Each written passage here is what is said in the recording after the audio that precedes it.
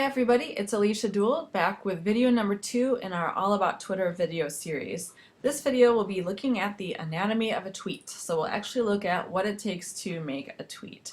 So here we are back in my Twitter feed, on my Twitter page, and so we'll just look at the most recent tweet that's come up in my stream. So here we have Pernille Ripp.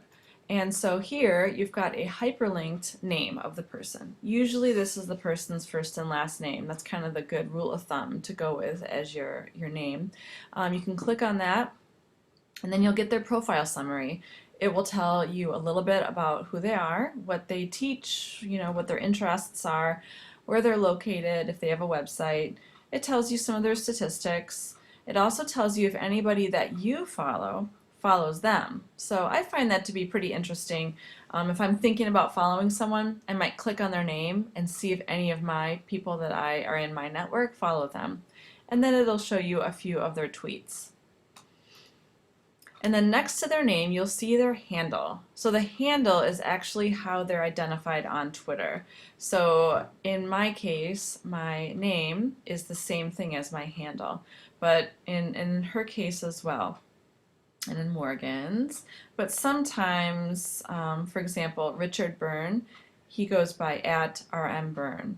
So if you're looking for someone specific to follow, you'll just need to know what their Twitter handle is. And then it will tell you how long ago they posted the tweet. And so the 140 characters, which you might have heard of before, that starts in the body of the tweet. So that doesn't count the name or anything like that. So she has her text, take the state assessment seriously, and then she has a link. And then the link goes out to some article or website talking about state assessments. And then she says via McLeod. So via means who she got it from, where she first saw it.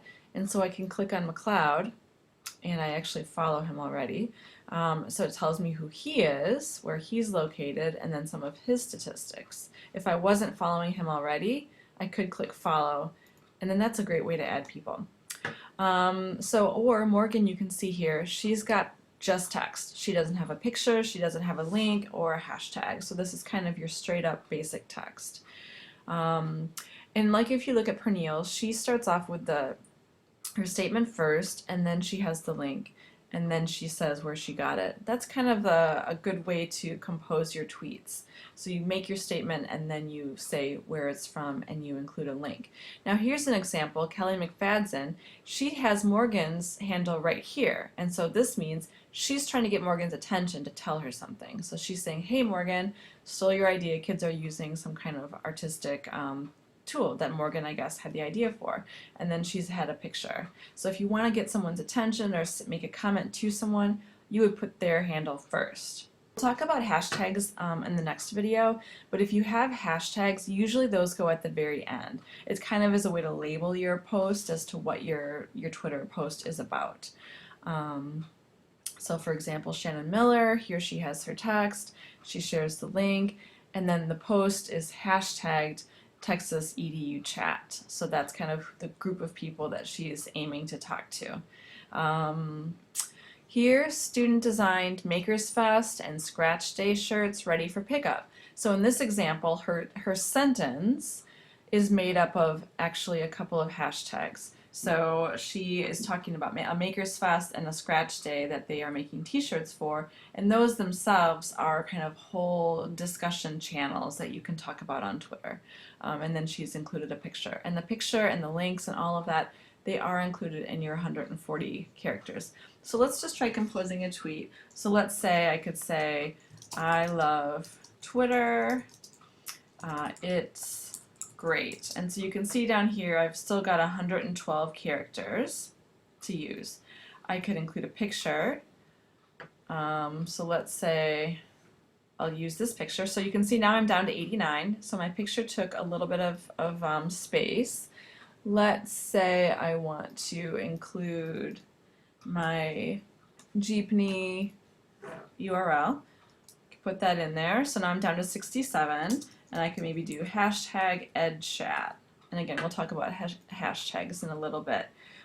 So there I go. And maybe I want to make sure that somebody sees it. So let's say I want to make sure that David Collette sees that. So there he is. So this way, when I mention him, David will actually get a notification that someone mentioned him. And then it's a way to kind of have a conversation with people, give someone congratulations or kind of a shout out on Twitter if they've done something that you want people to know about. So this is basically the anatomy of a tweet. I still have about 44 characters. Usually you leave a few characters at the end in case somebody wants to retweet with a comment. So that's what that looks like.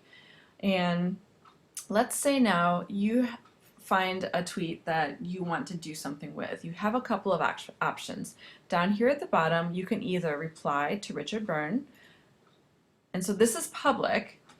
Anybody who follows him will see this. So I could say, you know, great post, and I could share something of my own if I wanted to.